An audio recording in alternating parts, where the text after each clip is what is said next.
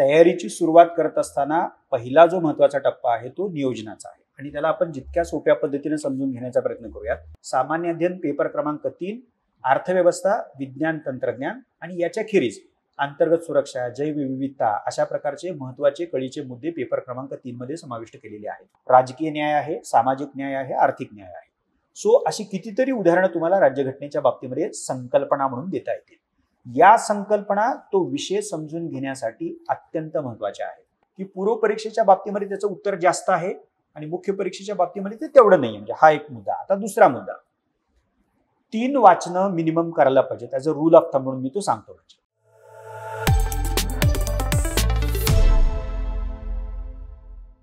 नमस्कार विद्यार्थी मित्रमैत्रिणींनो, the unique अकॅडमीच्या या युट्यूब चॅनलमध्ये आपल्या सर्वांचं पुन्हा एकदा मनपूर्वक सहर्ष स्वागत.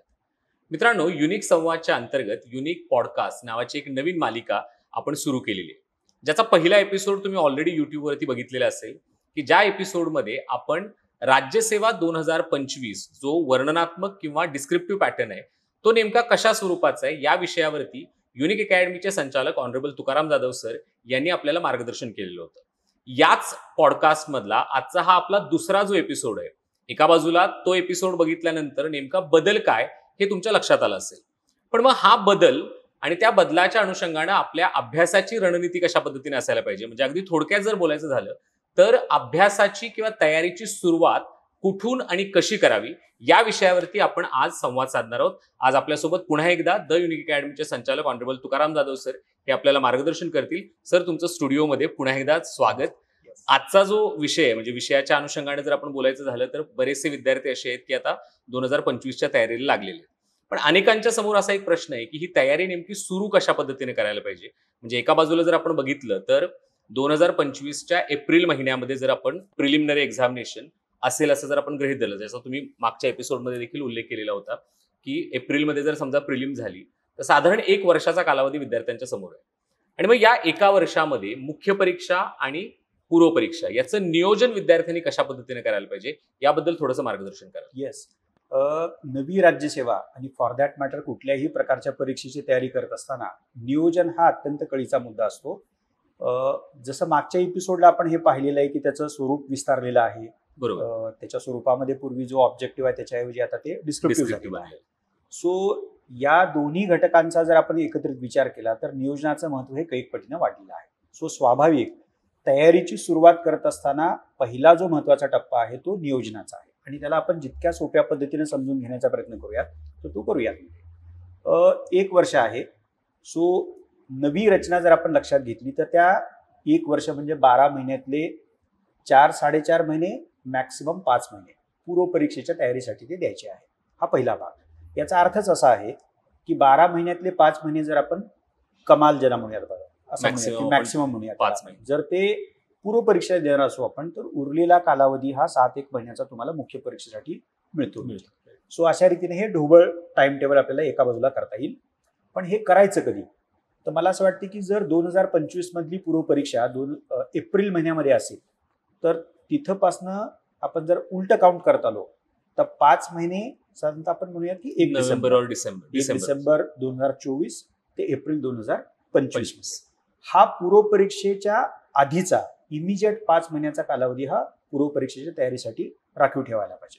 त्याचा अर्थच असा होतो की नोव्हेंबर 2024 ते मागे येत आता या महिन्यामध्ये म्हणजे एप्रिलपासून आपण मुख्य परीक्षेच्या तयारीला लागलं पाहिजे. म्हणजे आता आपण रेकॉर्डिंग जेव्हा करतोय त्यावेळी 7 एप्रिल आय गेस एक्झॅक्टली आपण हे रेकॉर्डिंग करतोय. सो एप्रिल पासून ते साधारण नोव्हेंबर एंड पर्यंत हा 7 महिन्यांचा कालावधी हा अत्यंत प्राथमिक भाग झाला. सो आधी सुरुवात तयारीची मुख्य परीक्षेच्या तयारीनं करायची आहे, फॉलोड बाय पूर्व परीक्षेसाठी जो काय आपण कालावधी 4-5 महिने असा आपण निर्धारित केलेला आहे. मग पुढचं चॅलेंज अर्थातच येतं की जर मुख्य परीक्षेला मी एप्रिल 2024 ते नोव्हेंबर एंड 2024 हा कालावधी राखीव ठेवणार असेल तर मग त्यात डिटेल टाइम टेबल आपल्याला करावं लागेल. आता मी तपशीलवार जरी असा शब्दप्रयोग वापरत असलो तरी ते एका अर्थाने ढोबळ असणार आहे. म्हणजे आणि ते कसं असावं तर त्याच्यासाठी मला असं वाटतं की जसं मागच्या पॉडकास्टमध्ये आपण बघितलेलं आहे की आपल्याला मुख्य परीक्षेची रचना माहिती असणे हे अत्यंत आवश्यक आहे. त्याची मी उजळणी परत एकदा करतो. सामान्य अध्ययनाचे 4 पेपर्स आहेत, 1 वैकल्पिक विषय आहे, त्याचे 2 पेपर्स आहेत. आणि शिवाय जो तिसरा घटक महत्वाचा तो निबंधाचा आहे. या प्रत्येक म्हणजे सामान्य अध्ययनाचे 4, वैकल्पिक विषयाचे 2 पेपर्स आणि निबंधाचा आणखीन एक पेपर जो आहे, या प्रत्येक पेपरला 250 गुण म्हणजे सारखं वेटेज ठेवलेलं आहे. सो ही रचना लक्षात ठेवून विद्यार्थ्यांनी या मुख्य परीक्षेचं टाइम टेबल हे तपशीलवार करायला पाहिजे. एका बाजूला सामान्य अध्ययन, दुसऱ्या बाजूला वैकल्पिक विषय आणि तिसऱ्या बाजूला निबंधाचा घटक. या नियोजनाची रूपरेखा आखत असताना हे 3 घटक सातत्यानं आपल्या मनामध्ये ठेवले पाहिजेत. अर्थात केवळ पेपरची संख्या एवढंच बघून चालणार नाही. पुढे आपण ते बघूयातच. म्हणजे या प्रत्येक पेपरमध्ये किती विषय आहेत, त्या विषयाचा अभ्यासक्रम किती आहे, त्याला वेटेज साधारणतः किती ठेवलं जाणार आहे, असे इतर घटक लक्षात ठेवून देखील हे तपशीलवार नियोजन आपल्याला करावं लागेल. आणि शेवटचा मुद्दा या नियोजनाच्या बाबतीमध्ये मी आणखीन एक सांगू इच्छितो, तो म्हणजे जसं आपण पेपर्स, त्यातले विषय, त्यातला अभ्यासक्रम, त्या विषयाचं महत्त्व हे जसं लक्षात घ्यायला पाहिजे नियोजन करत असताना, तसंच उजळणी, रिव्हिजन, त्याच्याबद्दल आपण बोलूयातच. म्हणजे त्याशिवाय प्रोसेस करणं ज्याला मानतो आपण, सोप्या भाषेमध्ये त्याला आपण मायक्रो नोट्स किंवा शॉर्ट नोट्स काढणं ज्याला मानतो आपण, ते आणि प्रश्नांचा सराव, हे इतरही घटक नियोजनामध्ये आपण गृहीत धरले पाहिजेत. म्हणजे या सगळ्या पैलूंचा जर आपण विचार केला तर मला असं वाटतं की ते साधारणतः ढोबळ जरी असलं तरी ते समग्र नियोजन ठरेल. आणि नियोजन आखत असताना हे सगळे तपशील लक्षात घेऊन जर आपण त्याची अंमलबजावणी करायला लागलो तर हळूहळू आपल्याला सबसिक्वेंटली हे लक्षात येईल की काही गोष्टी अपुऱ्या ठरतायत, काही गोष्टी मला नव्याने त्याच्यामध्ये समाविष्ट करायला लागतील. तर ते मला वाटतं की प्रोसेसमधनं होत जाईल. ओके, म्हणजे साधारणपणे आता विद्यार्थ्यांनी वेळ न दवडता येणाऱ्या 7 ते 8 महिन्यामध्ये मुख्य परीक्षा इमिजिएटली सुरू येणारा प्रत्येक दिवस या नियोजनामध्ये अत्यंत महत्वाचा ठरणार आणि त्याचं प्लॅनिंग त्यांनी मॅक्रो आणि मायक्रो प्लॅनिंग त्यांनी करणं अगदी आवश्यक आहे. मागच्या एपिसोडमध्ये देखील तुम्ही या सगळ्याची एक ओळख करून देताना किंवा एक सगळ्याचं डिस्कशन करत असताना क्वेश्चन पेपर अनालिसिस आणि सिलेबस बद्दल तुम्ही बोललेलं होतं की एकतर अभ्यासक्रम व्यवस्थितपणे विद्यार्थ्यांनी बघितला पाहिजे आणि दुसरं क्वेश्चन पेपर अनालिसिस मध्ये पूर्व परीक्षा असेल आणि मुख्य परीक्षा असेल त्याचं अनालिसिस केलं पाहिजे. पण बऱ्याच विद्यार्थ्यांना एक अडचण अशी जाणवते की अनालिसिस करायचं म्हणजे नेमकं काय करायचं, म्हणजे प्रश्न कशा पद्धतीने त्यांनी बघितले पाहिजेत, अभ्यासक्रम कसा समजून घेतला पाहिजे, याच्याबद्दल काय म्हणाल? म्हणजे खरं तर हे विद्यार्थ्यांना वेगवेगळ्या सोर्सेसमधनं ऐकायला येत असेल, अनेक वेळा हे ऐकायला येतं. म्हणजे पण मला असं वाटतं की ते मूलभूत जरी असलं, सर्वश्रुत जरी असलं तरी ते तपशीलवारपणे आपण समजून घेतलं पाहिजे.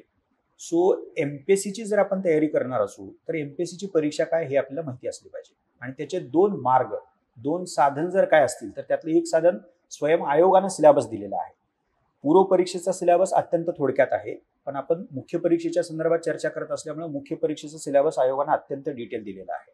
सामान्य अध्ययन एका बाजूला आणि वैकल्पिक विषय दुसऱ्या बाजूला. आणि त्याच्याशिवाय आपल्याला दुसरं साधन आहे की ज्या माध्यमातून ही नवी राज्यसेवा समजून घेता येते, फॉर दॅट मॅटर कुठलीही परीक्षा. तर त्या संबंधित अभ्यासक्रमावरती आतापर्यंत आयोगानं कुठल्या प्रकारचे प्रश्न विचारलेले आहेत. आता आपण त्यातल्या पहिल्या घटकाबद्दल, साधनाबद्दल बोलूयात, तो म्हणजे अभ्यासक्रम. सामान्य अध्ययन पेपर क्रमांक 1, ज्याच्यामध्ये इतिहास, भूगोल आणि समाज. सामान्य अध्ययन पेपर क्रमांक 2, भारतीय राज्यघटना आणि राजकीय प्रक्रिया. त्याच्यानंतर भारत आणि जग किंवा भारताचं परराष्ट्र धोरण.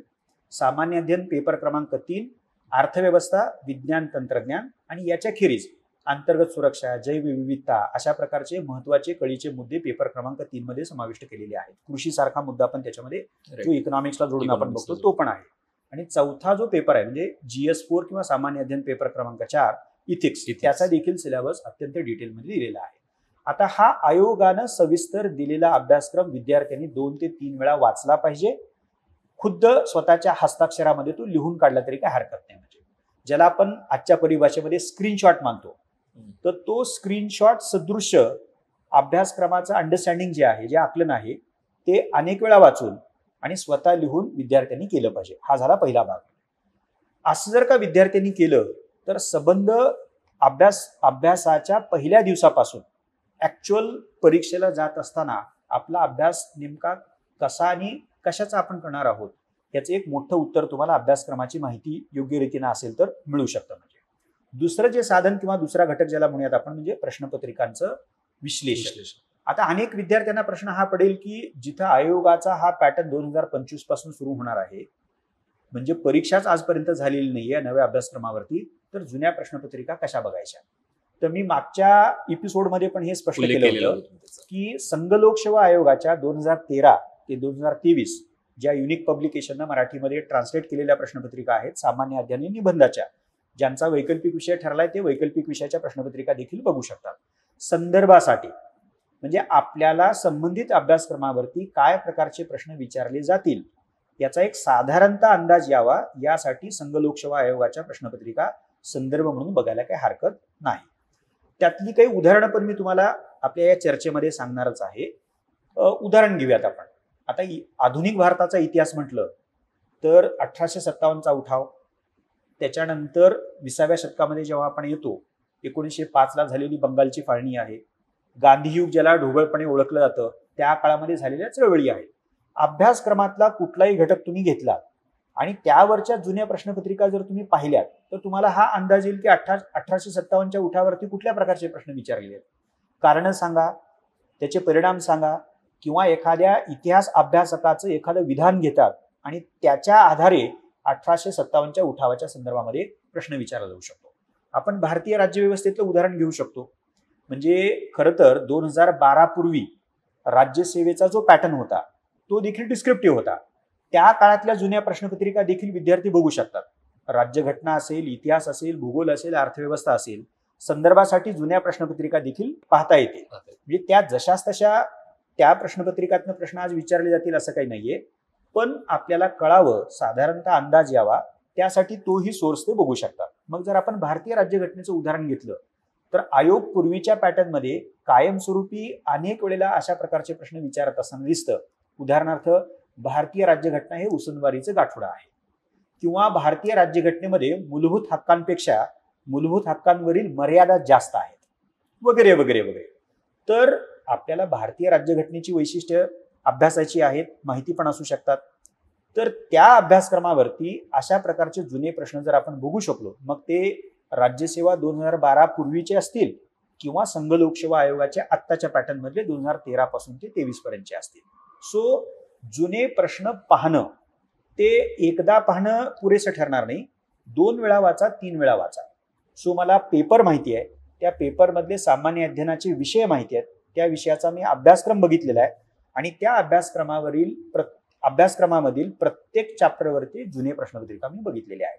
तर मला मग अंदाज येतो की ही नवी राज्यसेवा आहे, त्यातले हे पेपर्स आहेत, हे विषय आहेत, त्याचा हा अभ्यासक्रम आहे, त्यातलं हे प्रकरण आहे आणि संबंधित प्रकरणावरती अशा प्रकारचे प्रश्न विचारले जातील. या दोन्ही साधनाच्या आधारे आपल्याला ही नवी राज्यसेवा व्यवस्थित पद्धतीने समजून घेता येईल आणि आपला जो काही अभ्यासक्रम म्हणजे अभ्यास सुरू करायचा आहे, ओके, तर तो पहिल्या दिवसापासून परीक्षाभिमुख अभ्यासक्रम आपल्याला म्हणजे अभ्यास आपल्याला सुरू राहील याची खातरजमा पण आपल्याला करता येऊ शकते. याच्यामध्ये मला एक गोष्ट फक्त ही विचारायची की बऱ्याच वेळा असं होतं की जो नव्यानं तयारी करणारा विद्यार्थी की ज्यानं अजून जस्ट सिलेबस बघितलाय, जस्ट सुरुवात तो करतोय आणि मग ज्यावेळी तो क्वेश्चन पेपर अनालिसिस करतो त्यावेळी असं होतं की बऱ्याचदा त्या प्रश्नांची उत्तरं त्याला माहितीच नसतं किंवा त्यानं ते पाहिलेलंच नसतं. स्टील इन दॅट केस त्यानं ते क्वेश्चन्स बघणं किंवा ते समजून घेणं हे आवश्यक आहे त्याच्यामध्ये. येस, मला असं वाटतं की प्रश्नाचं उत्तर माहिती असावं असं वाटण्याची अपेक्षा मला वाटते पूर्वपरीक्षेच्या बाबतीमध्ये जास्त असते, कारण तो ऑब्जेक्टिव्ह प्रश्न असतो, खाली पर्याय आहेत आणि आपला स्वभावच असा आहे की प्रश्न वाचल्या वाचल्या पर्यायाकडे लक्ष जातं आणि आपणच आपली एक चाचणी घेत असतो. म्हणजे पण मुख्य परीक्षेच्या बाबतीमध्ये तसं होण्याची शक्यता कमी आहे आणि जरी होणार असलं तर विद्यार्थ्यांना मी रादर अशी रिक्वेस्टच करेन की तुम्ही मला या प्रश्नाचं उत्तर येतं का हे याचा विचार करताच कामा नये, कारण आपण तयारीच्या अत्यंत प्राथमिक पातळीवरती असल्यामुळं इथं प्रश्न वाचण्याचा हेतू किंवा वाचण्यामागील हेतू हा प्रश्नाचं उत्तर येतं की नाही येत हा नाहीच आहे. म्हणजे तर संबंधित अभ्यासक्रमावरती काय प्रकारचे प्रश्न विचारले गेले आहेत आणि काय प्रकारचे प्रश्न विचारले जाऊ शकतात.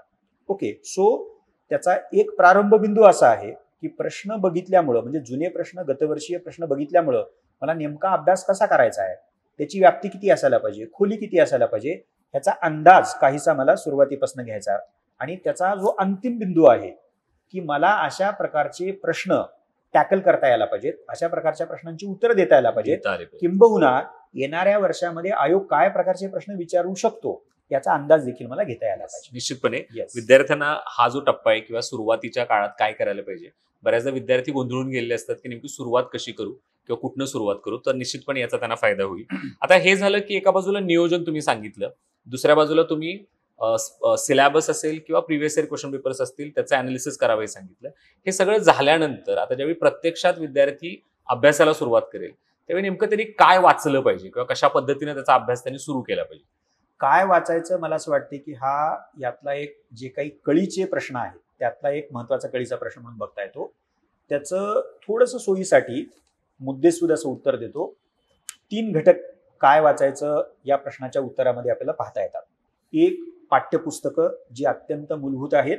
संबंधित विषय जर समजून घ्यायचा असेल तर पाठ्यपुस्तकांनी सुरुवात करणं हे केव्हाही चांगलं आहे. NCERTची पुस्तकं साधारणतः संघ लोकसेवा आयोगाच्या परीक्षेच्या तयारीसाठी पाठ्यपुस्तकं म्हणून बघितली जातात. CBSE सिलेबस असं त्याला आपण सोप्या भाषेमध्ये मानतो. तर आता संघ लोकसेवा आयोगाच्या धर्तीवरती हा बदल स्वीकारला असल्यामुळं महाराष्ट्र बोर्डाची काही निवडक पाठ्यपुस्तकं राज्यसेवेची तयारी करणाऱ्या विद्यार्थ्यांना वाचावी लागतील. पण आता जरुरीचं आहे ती म्हणजे NCERTची. आणि जसं मी मागच्या एपिसोडमध्ये पण याचं स्पष्टीकरण दिलेलं आहे की आपल्या पब्लिकेशननं NCERTची मराठी अनुवादित पुस्तकं आणि काही त्याच्यामध्ये भर घालून ही पाठ्यपुस्तकं तयार केलेली आहे. ती संपूर्ण इतिहास, भूगोल ते अर्थव्यवस्था अशा सगळ्या विषय. सो काय वाचायचं याचं पहिलं उत्तर, त्यातला पहिला घटक म्हणजे पाठ्यपुस्तक आहे. आता ही कशी वाचायची म्हणजे त्याच्याबद्दल पुढे बोलूया. तर मी तात्पुरता उल्लेख करतो. त्या विषयातल्या ज्या मूलभूत संकल्पना आहेत त्यासाठी हे पाठ्यपुस्तकं वाचायची आहे. सो त्यातनं मला समजून काय घ्यायचं आहे, ज्याला बिल्डिंग ब्लॉक्स असं मानतो आपण, तर त्या विषयातल्या संकल्पना आहेत. आणि दुसरा जो पर्पज पाठ्यपुस्तकं वाचण्यामागचा आहे तो म्हणजे तो विषय नेमका काय आहे त्याची तोंड ओळख. तो तपशीलवार विषय पाठ्यपुस्तकातनं आपल्याला समजणार नाही तशी अपेक्षा करणं चुकीचं आहे. पण विषय काय आहे म्हणजे भारतीय अर्थव्यवस्था असं जर विषय आपण पहिल्यांदाच शिकत असू, त्याच्यापूर्वी मी जर त्याचा अभ्यास केला नसेल तर मला त्याचा अंदाज या पाठ्यपुस्तकामधनं डेफिनेटली येऊ शकतो. म्हणजे सो संकल्पना समजून घेणं एका बाजूला आणि दुसऱ्या बाजूला त्या विषयाची तोंड ओळख होणं, इंट्रोडक्शन ज्याला मानतो आपण, हे पाठ्यपुस्तकाचं काय वाचायचं या प्रश्नाचं उत्तर म्हणून जो पहिला घटक मी अधोरेखित केलेला आहे त्याचं महत्व आहे. म्हणजे आता पाठ्यपुस्तकाशिवाय आणि पाठ्यपुस्तकानंतर काय वाचायचं याच्यामध्ये दुसरा घटक येतो, तो म्हणजे प्रत्येक विषयासाठी एक संदर्भ पुस्तक तुम्ही वाचलं पाहिजे. उदाहरण, आता भारतीय राज्यघटनेसाठी कॉन्स्टिट्यूशन ॲट वर्क NCERTचं जे 11वी इयत्तेचं पुस्तक आहे त्याचा मराठी अनुवाद आपण केलेला आहे. हे NCERTचं पाठ्यपुस्तक तुम्ही वाचलं की त्याच्यानंतर संदर्भ पुस्तक वाचायचं आहे. तर कोणतं संदर्भ पुस्तक आहे तर युनिक पब्लिकेशननं भारतीय राज्यघटना घटनात्मक प्रक्रिया असं अत्यंत सविस्तर असं संदर्भ पुस्तक भारतीय राज्यघटनेसाठी आणि राज्यव्यवस्थेसाठी लिहिलेलं आहे. त्याची नवी आवृत्ती आता येऊ घातलेली आहे. म्हणजे तर ते संदर्भ पुस्तक आहे. आपण इतिहासाचं उदाहरण घेतलं तर इतिहासासाठी 2 संदर्भ पुस्तकं आधुनिक भारताच्या बाबतीमध्ये सांगितली जातात आणि ती महत्वाची आहेत. म्हणजे एक बिपिन चंद्रा यांचं इंडिया स्ट्रगल फॉर इंडिपेंडन्स, ते इंग्रजीमध्ये पण आहे, त्याचा मराठी अनुवाद आहे. आणि त्याच्याशिवाय ग्रोवर आणि ग्रोवर यांचं इंग्रजीमध्ये पण आहे, मराठीमध्ये पण आहे, अनुवादित पुस्तक आहे ते मराठीमधलं जे आहे ते. सो अशा प्रकारची प्रत्येक विषयासाठी एक संदर्भ पुस्तक, प्रत्येक विषयासाठी एक संदर्भ पुस्तक पाठ्यपुस्तकानंतर तुम्हाला वाचायचं आहे. आता हे संदर्भ पुस्तक व्यापक आहे, कदाचित 400 पानं, 500 पानं, 600 पानं, म्हणजे पानांच्या भाषेमध्ये मी मुद्दाम सांगतोय. म्हणजे ते सविस्तरपणे संबंधित विषय डिस्कस करतं, त्याची चर्चा त्या पुस्तकातनं केली जाते. त्यामुळे ते प्रमाणित संदर्भ पुस्तक म्हणून ओळखलं जातं. आणि त्याचा अभ्यास तुम्हाला त्यातल्या संकल्पना असतील, त्यातला तपशील असेल, अशा सगळ्या बाजूने तुम्हाला करायचा आहे. याच्यानंतर मग काय वाचायचं यातला शेवटचा घटक, तिसरा घटक ज्याला म्हणूयात आपण, म्हणजे तर तो म्हणजे चालू घडामोडीसाठी वाचावयाची संदर्भ पुस्तक.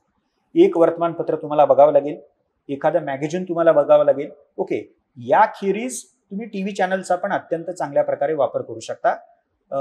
आपल्या अकॅडमीनं जे 2 उपक्रम आता सुरू केलेले आहेत, हिंदू आणि इतर वर्तमानपत्राच्या आधारे मराठीतनं दर महिन्याला आपण एक मॅगझिन चालू घडामोडीवरती सुरू केलेलं आहे. ते संपूर्ण विद्यार्थ्यांना फ्री अवेलेबल आहे, ते बघू शकतात.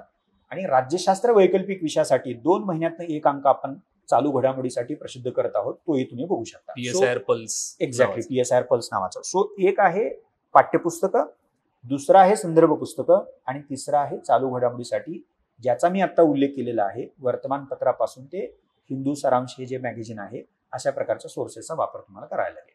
ओके, सरांनी बऱ्यापैकी सगळीच यादी किंवा कशा पद्धतीनं ते वाचन करायला पाहिजे किंवा काय वाचायला पाहिजे याचं उत्तर आपल्याला निश्चितपणे दिले, ज्याचा मुलांना फायदा होईल. जे विद्यार्थी हा एपिसोड बघतायत त्यांना मी रिक्वेस्ट करेन की तुमचे असे आणखी काही प्रश्न असतील तयारीच्या संदर्भातले, तर ते तुम्ही जरूर आम्हाला कळवा. कमेंट बॉक्समध्ये ते मेन्शन करा आणि येणाऱ्या एपिसोड्समध्ये किंवा येणाऱ्या पॉडकास्टमध्ये आपण ते प्रश्न निश्चितपणे सरांना विचारून तुमच्या प्रश्नांची उत्तर देखील त्याच्यातनं मिळवण्याचा प्रयत्न करू. माझा एक या ठिकाणी प्रश्न आहे आणि जो बऱ्याच विद्यार्थ्यांना पडलेला असतो, की ज्याचा उल्लेख तुम्ही आता केला, की काय वाचायचं, ज्याची सुरुवातच होते बेसिक पुस्तकांपासून किंवा पाठ्यपुस्तकांपासून.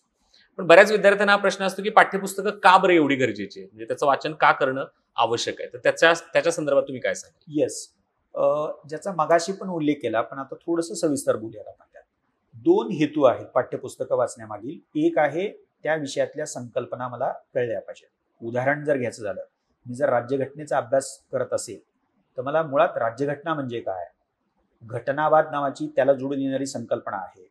मग त्यात व्यक्ती, नागरिक, शासन, राज्यसंस्था, हक्क, इथपासून ते आपल्याकडं संसदीय शासन व्यवस्थेचा आपण स्वीकार केलेला आहे. तर संसदीय शासन व्यवस्था नेमकी काय असते, शिवाय संघराज्याच्या प्रारूपाचा आपण स्वीकार केलेला आहे. ते संघराज्य म्हणजे काय, भारतीय राज्यघटनेची जी काही महत्वाची वैशिष्ट्ये आहेत त्यातलं एक वैशिष्ट्य धर्मनिरपेक्षता, सेक्युलरिझम, त्याचा अर्थ काय.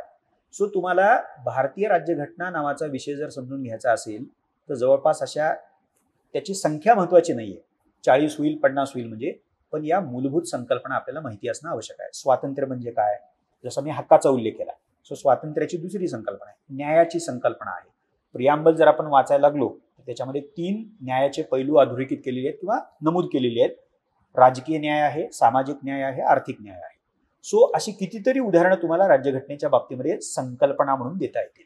या संकल्पना तो विषय समजून घेण्यासाठी अत्यंत महत्वाच्या आहेत. आपण संकल्पना समजून न घेता एखादा विषय समजून घेऊ शकतो का, म्हणून मी मागच्या एपिसोडला संकल्पनांचं वर्णन करण्यासाठी बिल्डिंग ब्लॉक्स असा शब्दप्रयोग वापरला होता. त्या जणू विटाच आहेत आणि विटाशिवाय भिंती बनू शकत नाही, म्हणजे ते रूपक आपल्याला वापरता येऊ शकतं. सो विषय समजून घेणं. इकॉनॉमिक्स बऱ्याच विद्यार्थ्यांना त्याची पार्श्वभूमी नसते आणि अर्थशास्त्र असं जर म्हटलं किंवा भारताची अर्थव्यवस्था असं आपण म्हणालो तर त्याच्यामध्ये कितीतरी संकल्पना आहेत. म्हणजे विकास म्हणजे काय, वाढ वृद्धी म्हणजे काय, राष्ट्रीय उत्पन्न, त्या बाबतीमध्ये तुम्हाला जवळपास 5 ते 6 संकल्पना वेगवेगळ्या वाचनामध्ये येतील. आणि त्यातले जर फरक मला नेमकेपणाने सांगता आले नाही तर मला अर्थव्यवस्थेचं आकलन करता येणार नाही. सो संकल्पना म्हणजे पाठ्यपुस्तकातनं मला काय करायचं आहे तर संकल्पना समजून घ्यायच्या आहेत, हा पहिला हेतू. ज्याचा दुसरा हेतू, ज्याचा मी मगाशी उल्लेख केला होता, तो म्हणजे संबंधित विषयाची तोंडओळख. सो पाठ्यपुस्तकातनं मी जर राज्यघटनेवरचं इंडियन कॉन्स्टिट्यूशन ॲट वर्क, ते इंग्रजीमध्ये पण पुस्तक आहे ज्याचा मराठीमध्ये अनुवाद आपण केलेला आहे, ते पाठ्यपुस्तक जर मी वाचलं आणि बारकाईने मी वाचलं तर मला त्यातनं भारतीय राज्यघटनेमध्ये नेमकं काय आहे हे कळणार आहे.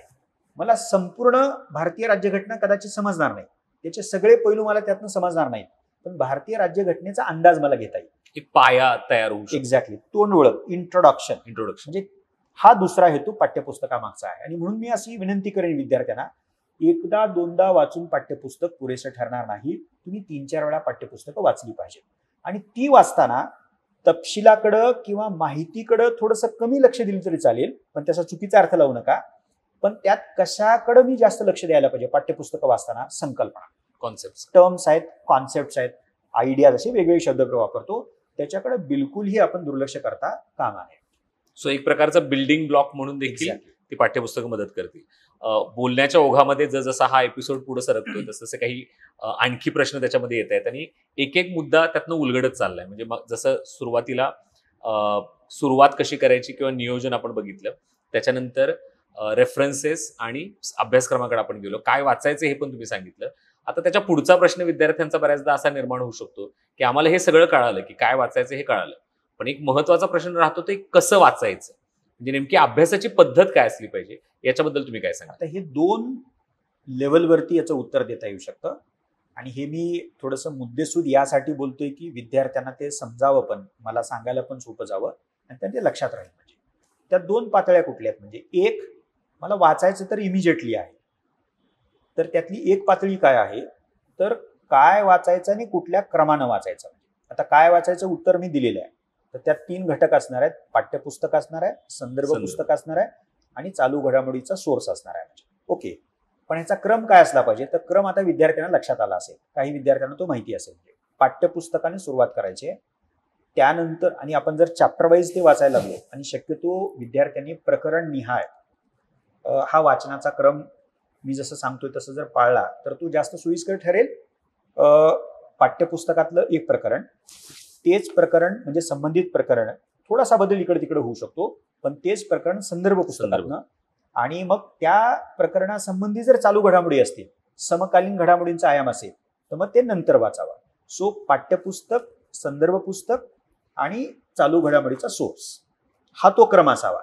ही झाली कसं वाचावं त्याची एका पातळीवरची चर्चा. म्हणजे आता त्याची दुसरी पातळी काय, आणि ती जास्त महत्वाची आहे मला असं वाटतं. म्हणजे तर मी जेव्हा एखादी गोष्ट वाचायला लागतो, म्हणजे काय वाचायचं मला कळलेलं आहे, माहिती आहे, काय क्रम वाचनाचा असला पाहिजे तोही आता आपण बघितलेला आहे. तर मग दुसरी पातळी काय, त्याची कशी वाचायची याची दुसरी पातळी काय, त्याच्यात अंतर्गत काय आहे. तर मी असं म्हणेन की वाचत असताना प्रत्येक ओळ मला समजतीये का.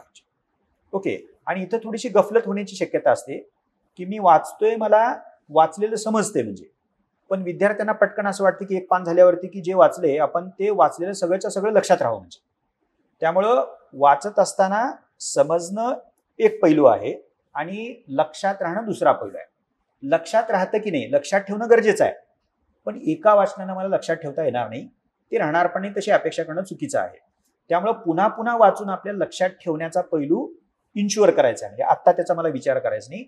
सो कसं वाचायचं ह्याच्यामध्ये पहिला भाग जो मी लक्षात घेतला पाहिजे तो हा आहे की मला समजतंय का. म्हणजे सो समजण्यावरती तुम्ही जास्तीत जास्त भर दिला पाहिजे. हा एक भाग झाला. आता दुसरा भाग, संकल्पनांचा जेव्हा आपण विचार करतो तेव्हा संकल्पना जर आपल्याला समजून घेता नाही आल्या, संकल्पना पाठ करायच्या कधीही नसतात. कदाचित पुस्तकामध्ये व्याख्या असेल, अमुक अमुक अभ्यासकाची व्याख्या असेल, पण विद्यार्थ्यांनी त्या व्याख्या वाचाव्यात, पुन्हा पुन्हा वाचाव्यात, समजून घ्याव्यात. कधी कधी जर मला ती व्याख्या जशाच तशी लिहावीशी वाटत असेल तर अवतरणाचा फॉर्मॅट वापरून जशी आहे तशीच व्याख्या मला ती लिहावी लागते. अदरवाईज पाठांतराचा फॉर्मॅट इथं गैरलागू आहे, तो आपण शक्यतो अवलंबू नये, समजून घेऊन त्यांनी वाचायचं. सो माझं पहिलं लक्ष या समजून घेण्याच्या प्रक्रियेमध्ये संकल्पनेवरती आहे. आता दुसरं, मी जेव्हा संदर्भ पुस्तकाकडे जाणार आहे तर तेव्हा मला भरपूर तपशील वाचावं लागणार आहे. सो त्यात बरीचशी माहिती असणार आहे, फॅक्ट्स असणार आहेत. ओके, हा एक भाग आहे. संदर्भ पुस्तकं आणखीन एका कारणासाठी अत्यंत महत्वाची ठरतात, तो म्हणजे त्यातलं स्पष्टीकरणाचा भाग आणि विश्लेषणात्मक भाग. म्हणजे सो कसं वाचायचं, तर तुम्ही अशा रीतीनं वाचा की ज्या प्रक्रियेमध्ये तुम्ही समजून घेण्यावरती भर देताय, लगेचच लक्षात राहिलं पाहिजे असा अट्टहास तुम्ही करता कामा नये. संकल्पना समजतायत का हे मी बघितलं पाहिजे. मग मी पाठ्यपुस्तकानंतर जेव्हा संदर्भ पुस्तकाकडे वळेल तर तिथं माझा फोकस हा, तिथं जी काही वेगवेगळ्या प्रकारची माहिती असणार आहे, स्पष्टीकरण त्यानंतर येणार आहे, त्याला जोडून जे विश्लेषण आहे, तोही तपशील मला त्या संदर्भ पुस्तकातनं पक्का करायचा आहे. तिथंही मी असं म्हणेन की समजून घेण्यावरती तुम्ही जास्त लक्ष द्यायला पाहिजे. असं वाचत वाचत तुम्ही गेलात तर तुम्हाला असं लक्षात येतं की त्या वाचनामधला असा एक भाग आहे की तो निव्वळ समजून घेण्याचा आहे. ओके, आणि असा एक भाग आहे की तो मी कितीही वेळा वाचला तर मी तो विसरण्याची शक्यता आहे. तर तिथं तुम्हाला काही प्रमाणामध्ये भरपूर उजळण्याचा फॉर्मॅट वापरावा लागेल आणि काही मर्यादित प्रमाणामध्ये, शक्यतो मला हा शब्दप्रयोग वापरायला आवडत नाही, पण पाठांतराचा फॉर्मॅट तिथं तुम्हाला वापरावा लागेल. सो असा एक भाग तुम्हाला संदर्भ पुस्तकातनं मिळेलच आणि तो असणारच आहे. म्हणजे ज्याला आपण फॅक्च्युअल भाग म्हणू, ज्याला आपण तांत्रिक माहितीचा भाग म्हणू, तर तो भाग तुम्हाला पुन्हा पुन्हा वाचून त्याची अनेक वेळा उजळणी करून कदाचित काही वेळेला त्याचा पाठांतराचा भाग तुम्हाला बघावा लागेल. ओके, सो अशा रीतीनं कसं वाचायचं याचं उत्तर आपल्याला देता येईल. ह्याला जोडून तिसरा एक शेवटचा भाग मी सांगतो, म्हणजे संकल्पना समजून घेणं, तपशील माहितीचा फॅक्च्युअल, स्पष्टीकरणात्मक, विश्लेषणात्मक, तोही समजून घ्यायचा आहे. आणि जो मला कितीही मी प्रयत्न केला तर एका मर्यादेपलीकडं समजून घेता मला येत नाही. म्हणजे तो फॅक्च्युअल आहे, म्हणजे तो मला परत परत वाचून लक्षात ठेवायचा आहे. तर त्याला मी असं म्हणेन की तेवढ्यापुरतं तुम्ही पाठांतराचा किंवा वेगवेगळ्या प्रकारच्या युक्त्यांचा वापर तुम्ही करू शकता आणि त्यातनं तो तुम्ही लक्षात ठेवण्याचा प्रयत्न करू शकता. चालू घडामोडी, आता चालू घडामोडीच्या बाबतीत बऱ्याच विद्यार्थ्यांना असं वाटतं की आपण त्यातल्या माहिती प्रदान भागाला, फॅक्ट्स ज्याला आपण साधारणतः मानतो की अमुक घटना घडली, या दिवशी घडली, त्याचे अमुक तपशील आहेत वगैरे वगैरे वगैरे, तो महत्वाचा आहे. पण तेवढंच वाचन करणं, तेच लक्षात ठेवणं म्हणजे चालू घडामोडीची बिलकुल तयारी नाहीये. चालू घडामोडी देखील स्पष्टीकरणात्मक आणि विश्लेषणात्मक भागासाठी ओळखल्या जातात आणि त्याच्याबद्दल आपण पुढे एक सेपरेटली बोलूयातच. म्हणजे फक्त आता या प्रश्नाचं उत्तर देत असताना संकल्पना, त्याच्यानंतरचं विश्लेषणात्मक आयाम आणि चालू घडामोडीचा आयाम, म्हणजे या 3 पैलूंना समजून घेत घेत घेत घेत आपल्याला पुढे जावं लागेल. खरं तर कसं वाचायचं हा माझा शेवटचा प्रश्न होता. पण तुम्ही जे विवेचन त्याचं केलं त्यातनं 2 प्रश्न खरं तर आणखी निर्माण होतात. त्यातला पहिला प्रश्न मला तुम्हाला हा विचारायचा आहे की तुम्ही एक शब्द वापरला की विश्लेषणात्मक अभ्यास किंवा ज्याला आपण अॅनालिटिकल स्टडी असं म्हणतो. बऱ्याच विद्यार्थ्यांना हे कळत नाही की विश्लेषण करायचं किंवा अॅनालिटिकल स्टडी करायचं म्हणजे नेमकं काय करायचं. तर एखादं उदाहरण देऊन हे विद्यार्थ्यांना स्पष्ट करता येईल का की हे कसं करायला पाहिजे? येस, आता मी काही बाबी मगाशच्या उत्तरामध्ये जे सांगितल्या ते मी जाणीवपूर्वक रिपीट करतो. विशेषतः संदर्भ पुस्तक वाचताना त्या संदर्भ पुस्तकात ही काही संकल्पना असू शकतात ज्या पुन्हा मला पाठ्यपुस्तकाप्रमाणे रिपीट जरी होणार असल्या तर त्या मला समजून घ्यायच्या, ते लक्षात ठेवायचे. ओके, हा भाग. दुसरा आहे निव्वळ माहिती प्रदान, ज्याला फॅक्ट्स म्हणतो. इतिहासामधल्या सनावळे असतात, राज्यघटनेमधली कलमं आहेत, अर्थव्यवस्थेमधला डेटा आहे, भूगोलातली अशी तांत्रिक माहिती आहे. तर हा फॅक्च्युअल भाग आहे, ज्याला इन्फॉर्मेटिव्ह माहिती प्रदान भाग म्हणूयात. तो दुसरा भाग आहे. बऱ्याच वेळा तो प्रिलिमला पण एक्झॅक्टली जास्त तो महत्वाचा असतो. म्हणजे तिसरा जो भाग आहे ज्याचा उल्लेख मी केला, तिसरा चौथा मी एकत्र घेतो, स्पष्टीकरणात्मक डॅश विश्लेषणात्मक. ओके, आता इथं संदर्भ पुस्तक जास्त महत्वाचा आहे. हा जो स्पष्टीकरणात्मक विश्लेषणात्मक भाग असतो त्या त्या विषयातल्या प्रकरणातला, म्हणजे तर तो पाठ्यपुस्तकापेक्षा जास्त कुठे आपल्याला पाहायला मिळतो आणि सविस्तर कुठे पाहायला मिळतो आपल्याला संदर्भ पुस्तकात. ओके, आणि त्याचं उदाहरण मी देतोच. म्हणजे तर त्याकडे विद्यार्थ्यांनी जाणीवपूर्वक लक्ष द्यायला पाहिजे. म्हणजे पुन्हा मी काही गोष्टी रिपीट करतो. कन्सेप्ट संदर्भ पुस्तकात नसतील तर त्या आपल्याला समजून घ्यायच्या आहेत. फॅक्च्युअल भाग जो बऱ्याच प्रमाणामध्ये तुम्हाला संदर्भ पुस्तकात मिळणार आहे, ज्याला मला परत परत रिवाइज केल्याशिवाय दुसरा पर्याय नाही. मग त्याच्या खेरीज जो भाग उरतो तो म्हणजे स्पष्टीकरणात्मक डॅश विश्लेषणात्मक भाग आहे, म्हणजे अनालिटिकल भाग ज्याला म्हणतो आपण. आता हा एक भाग झाला. तर दुसरं, अनालिटिकल तयारी कशी करायची किंवा अनालिटिकल बाबी म्हणजे काय असतात, म्हणजे काय असतात ते कळावं म्हणून मी अनालिसिस म्हणजे विश्लेषण या शब्दाचा सोपा अर्थ सांगतो. सो अनालिसिस करणं याचा अर्थ काय, तर त्याचं डायसेक्शन करणं किंवा डिसेक्शन करणं, त्याची फोड करणं, त्याचा उलगडा करणं, त्याला उकलून दाखवणं. म्हणजे आणि जेव्हा एखादी गोष्ट आपण फोडतो, उकलतो, उलगडा करतो, याचा अर्थ काय करतो की एखादं पॅकेट आहे ते अनपॅक करतोय आपण, त्याचा उलगडा करतोय. आणि उलगडा जेव्हा एखादी गोष्ट करतो आपण तर त्याच्यात अनेक उपभाग आपल्याला बघायला मिळतात. म्हणजे एक पॅकेट होतं आणि ते खोलल्यानंतर आपल्याला त्याचे विभाग उपविभाग आपल्याला बघायला मिळतात. आता 10 गोष्टी आपल्याला त्याच्यामध्ये बघायला मिळाल्या. मग त्याचं पुढे काय करायचं, विश्लेषणामध्ये फोड करतात, उलगडा करतात. म्हणजे नेमकं काय करतात, तर फक्त अनपॅक करून ते उलगडायचं आणि बघा या 10 गोष्टी मला मिळालेल्या आहेत एवढंच मला सांगायचं का, तर ॲब्सोल्युटली नाही. तर मला करायचं काय त्यामध्ये, तर त्या जर 10 गोष्टी त्याच्यामध्ये मला पाहायला मिळाल्या असतील तो उलगडा केल्यानंतर, तर त्या 10 गोष्टींमधला परस्पर संबंध विश्लेषणामध्ये मला स्पष्ट करायचा असतो. आता परस्पर संबंध म्हणजे काय, त्या 10 पैकी कोणत्या आणि किती बाबी कारणं आहेत आणि कोणत्या आणि किती बाबी परिणाम आहेत. सो विश्लेषणाचा आता नेमका अर्थ असा आहे की विश्लेषण म्हणजे असा उलगडा करणं एखाद्या बाबीचा, तो उलगडा केल्यानंतर तुम्ही कारण परिणाम संबंध प्रस्थापित करता. म्हणजे आपण उदाहरण घेऊयात, म्हणजे की भारतीय संघराज्याबद्दल जर आपण विश्लेषणात्मक प्रश्न लक्षात घेण्याचा प्रयत्न केला तर तो कसा असू शकतो, म्हणजे आणि त्याची वेगवेगळ्या विषयांच्या बाबतीमधली उदाहरणं आपल्याला घेता येतील. आपण भारतीय राज्यघटनेच्या संदर्भातलं एक उदाहरण घेऊयात. म्हणजे भारतीय संघराज्य हे प्रबळ केंद्र असणारं संघराज्य आहे असं एक वाक्य दिलेलं आहे. आणि मग पुढे त्याला असं म्हणाले की अनालाइज म्हणजे विश्लेषण. आता या वाक्याचं विश्लेषण म्हणजे या वाक्याला समोर ठेवून मला विश्लेषण करायचं आहे, अनालाइज करायचं आहे, अनालिसिस करायचं आहे. याचा अर्थ काय की भारतीय संघराज्य पुढे काय विचारले प्रश्नामध्ये, प्रबळ केंद्र असणारं ओके संघराज्य असं म्हटलंय, किंवा भारतीय संघराज्यामध्ये प्रबळ केंद्राचा प्रयोग स्वीकारलेला आहे किंवा फॉर्मॅट स्वीकारलेला आहे, याचं विश्लेषण करा. तर मला इथं भारतीय संघराज्य प्रबळ केंद्र म्हणजे 3 शब्द प्रयोग आहेत. म्हणजे भारतीय संघराज्य एक शब्द प्रयोग आहे, प्रबळ केंद्राचा प्रयोग असणारा दुसरा शब्द प्रयोग आहे, मी त्याला अनेक शब्दांना जोडलेला आहे. म्हणजे आणि त्याचं विश्लेषण करा असं म्हटलं. आता इथं मला उलगडा काय करायचा आहे, तर मला हे प्रस्थापित करायचं आहे की होय, भारतीय संघराज्य या अर्थानं प्रबळ केंद्र असणारं संघराज्य आहे. आणि त्याच्यातला एकच मुद्दा जर आपण इथे घेतला तर मला असं वाटतं की तो पुरेसा आहे. आपण जर केंद्र आणि राज्य यांच्यामधल्या अधिकारांचं वाटप बघितलं तर 3 सूच्या आहेत आणि त्या 3 सूच्यांवरती एक नजर टाकली तर आपल्याला असं लक्षात येतं की महत्वाचे अधिकार केंद्राला दिलेत संघ शासनाला आणि जास्तीचे अधिकार हे केंद्र शासनाला दिलेले आहेत.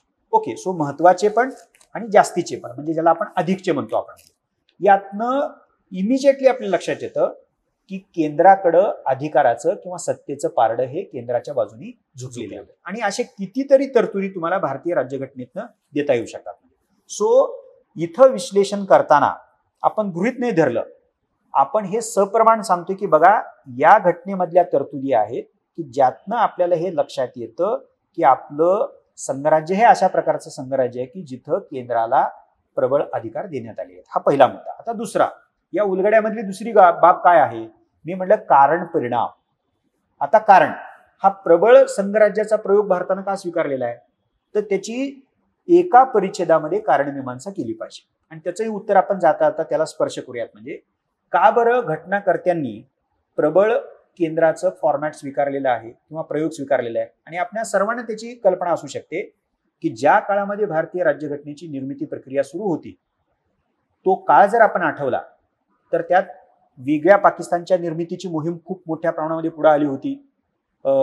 निराळ्या पाकिस्तानची, वेगळ्या पाकिस्तानची ज्याला म्हणतो आपण, आणि सबसिक्वेंटली भारताची फाळणी झाली. आणि ती धर्माच्या आधारे झालेली फाळणी आहे. त्यामुळे धर्माधारित फाळणी, त्या फाळणीनंतर उसळलेल्या जातीय जमातीय दंगली असतील, त्याच्यानंतर तिसरा जो एक प्रश्न होता तो म्हणजे संस्थानिकांच्या विलिनीकरणाचा प्रश्न होता.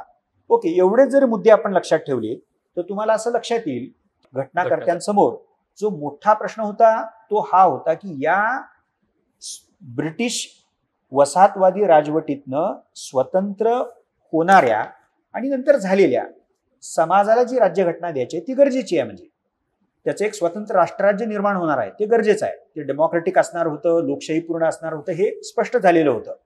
पण ते करत असताना त्यांना ह्याचीही खबरदारी घ्यायची होती की हा नव्यानं स्वतंत्र झालेला देश हा एकत्रित राहिला पाहिजे, तो अखंड राहिला पाहिजे. तो अखंड राहायचा असेल तर स्वाभाविकपणेच त्यांना हे असं वाटलं असणं आपण समजू शकतो की इथलं जे केंद्र आहे संघराज्याचा एक अत्यंत महत्वाचा शासनाचा पैलू म्हणून, तर ते केंद्र शासन, ते संघ शासन, ते युनियन गव्हर्नमेंट हे स्ट्रॉंग असणं हे गरजेचं होतं. सो आता हे मी थोडंसं तपशीलवारपणे सांगितलेलं आहे, हे नेमकेपणानं विद्यार्थ्यांना समजून घ्यायचं आहे. म्हणजे आता मी जर भारतीय संघराज्याचा अभ्यास करताना मी जर फॅक्च्युअल अभ्यास केला की भारतीय संघराज्य, त्याची वैशिष्ट्य, असा जर मी अभ्यास केला आणि त्यातला विश्लेषणात्मक भागाकडे मी जर लक्ष दिलं नाही, म्हणजे आता विश्लेषणात्मक भागातला एक भाग काय की असं केंद्राला प्रबळ स्थान देणारं प्रारूप भारतानं का स्वीकारलं, भारतीय राज्यघटनेने का, घटनाकर्त्यांनी का स्वीकारलं, तर त्याचे मी 3 त्याच्यापेक्षा अधिक आहेत पण त्यातल्या 3 महत्वाच्या घटकाचा म्हणजे कारणांचा विश्लेषण प्रक्रियेचा भाग म्हणून मी अधोरेखन केलेला आहे. ओके, सो अशा रीतीनं जेव्हा विद्यार्थी संदर्भ पुस्तक वाचतील तर तेव्हा त्यांना पुन्हा मी काही बाबी रिपीट करतो, संकल्पना, तथ्यात्मक भाग आणि हा विश्लेषणात्मक भाग आहे. आता आपण प्रबळ संघराज्य स्वीकारलं तर परिणाम काय आहेत, तर त्याचे परिणाम सगळ्यांना माहिती आहेत मला असं वाटते, तर ते म्हणजे केंद्र राज्यामध्ये सातत्याने निर्माण होणारे वादाचे मुद्दे आहेत. आणि या वादाच्या मुद्द्याचं एक अत्यंत महत्वाचं कारण जर काय असेल तर ते आपल्या संघराज्याच्या फॉर्मॅटमध्ये दडलेलं आहे. आणि तो काय फॉर्मॅट आहे, तर केंद्राला जास्तीचे अधिकचे अधिकार देणारं भारतीय संघराज्याचं हे प्रारूप आहे. म्हणजे हा उलगडा, हे विश्लेषण, ही फोड तुम्हाला अशा रीतीनं करायची आहे की ज्यात तुम्ही जे घटक अधोरेखित कराल त्यातले विशिष्ट घटक कारण आहेत आणि उरलेले घटक हे परिणाम आहेत.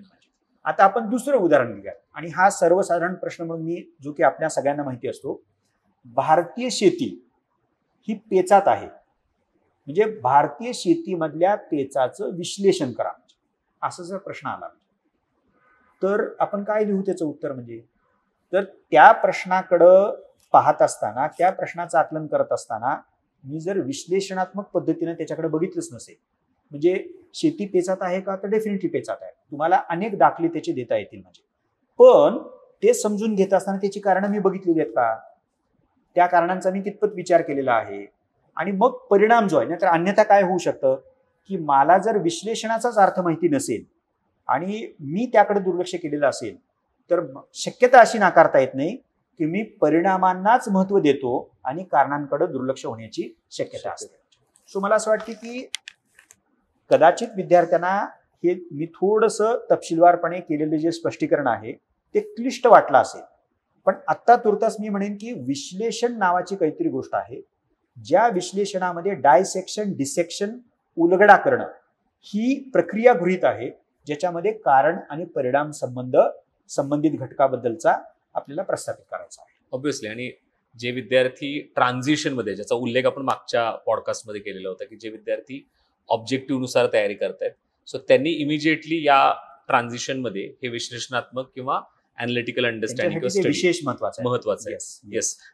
माझा जो दुसरा आणि शेवटचा प्रश्न आहे, मगाच्याच तुमच्या विवेचनाशी जोडून आहे, उजळणीच्या संदर्भात तुम्ही बोललेला होता, आणि विद्यार्थ्यांच्या समोर एक नेहमीच पेच असा असतो की बऱ्याच वेळा सक्सेसफुल कॅन्डिडेट्स च्या बाबत जर आपण बोलायचं झालं तर बऱ्याच विद्यार्थ्यांच्या रिडिंगच्या संदर्भात कोणी 6 रिडिंग केलेले असतात, 7 रिडिंग केलेले असतात, 10 रिडिंग केलेले असतात, आणि मग विद्यार्थ्यांना हे कळत नाही की नेमकी किती वाचणं गरजेची आहेत किंवा किती उजळणे आवश्यक आहेत.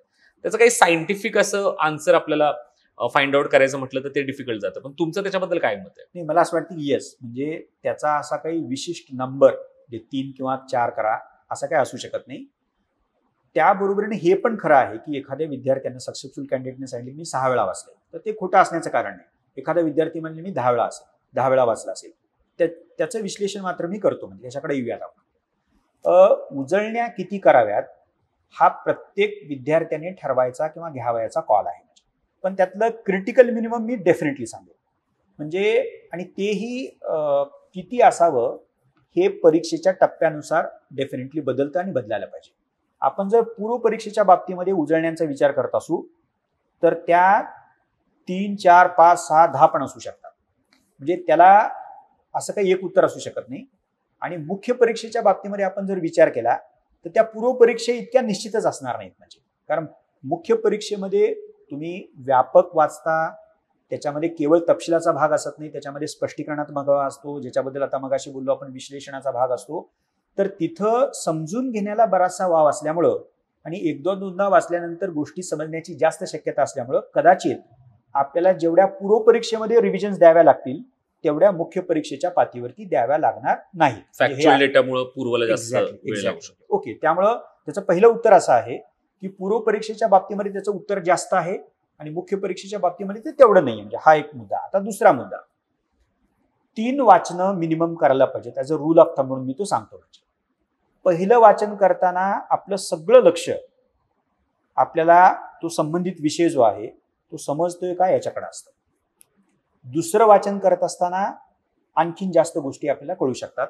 आणि प्रत्येक वेळेला विद्यार्थ्यांनी वाचत असताना समजा मी पहिल्यांदा वाचतोय तर अधोरेखन करणं, अंडरलाईन करणं. दुसऱ्यांदा तेच प्रकरण वाचत असताना मी हायलायटरचा वापर करायला पाहिजे. कुठल्याही कलरचा तुम्ही हायलायटर वापरा. ओके. आणि तिसऱ्यांदा वाचत असताना मायक्रो नोट्स, शॉर्ट नोट्सचा फॉर्मॅट त्यांनी वापरायला पाहिजे. खास करून मुख्य परीक्षेच्या तयारीच्या पातळीवरती मायक्रो नोट्सला दुसरा कुठलाही पर्याय नाही. पूर्व परीक्षेच्या लेवलवरती तुम्ही निवडक प्रमाणामध्ये मायक्रो नोट्सचा फॉर्मॅट वापरू शकता, पण तिथेही मायक्रो नोट्स काढणं गरजेचं आहे. पण अट्टहासानं मी तुम्हाला मुख्य परीक्षेच्या बाबतीत सांगेन की तिथं मायक्रो नोट्स तुम्ही प्रत्येक गोष्टीच्या काढल्या पाहिजे. सो ही 3 जर मी केली तर तिसऱ्या पातळीवरती म्हणजे तिसऱ्यांदा वाचताना मी काय केले, म्हणजे दुसरं रिव्हिजन करत असताना मी काय केले तर शॉर्ट नोट्स काढलेले. आता शॉर्ट नोट्स मी कशाच्या काढल्या असतील आणि कशा काढल्या असतील तर त्या प्रकरणातला, संबंधित प्रकरणातला जो अत्यंत महत्वाचा भाग आहे, कदाचित जो मी पुन्हा पुन्हा वाचला तरी विसरण्याची शक्यता आहे, तो मी मायक्रोनोट्सच्या रूपामध्ये लिहिलेला आहे. आता त्या मायक्रोनोट्स चौथ्यांदा वाचायला त्याची रिव्हिजन पुढे होईल, कमी वेळ लागेल.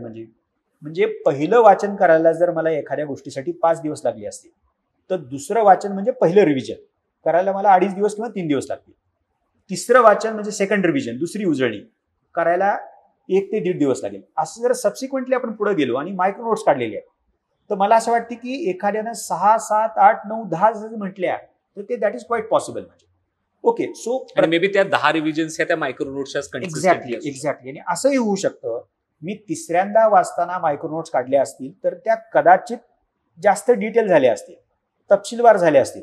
मी जेव्हा मीच काढलेल्या मायक्रो नोट्स वाचतो तर पुन्हा मी त्याला मायक्रो करण्याची शक्यता असते. म्हणजे पुन्हा त्याला हायलाइटर वापरलं. एक्झॅक्टली. म्हणजे सो मायक्रो मायक्रो मायक्रो असं जर करत गेला तर माझं असं म्हणणं आहे की राज्यघटनेचं समजा तुम्ही मुख्य परीक्षेसाठी एक 600 पानाचं पुस्तक किंवा 600 पानाचं मटेरियल वाचलंय, तुम्ही मायक्रो नोट्स साधारणतः 150-200 पानामध्ये कन्व्हर्ट केलेली आहेत, तर ती 10 ते 15 पानं शेवटच्या टप्प्यावरती तुम्ही कन्व्हर्ट करू शकता. म्हणजे इतक्या प्रमाणामध्ये त्याला तुम्ही रिड्यूस करू शकता.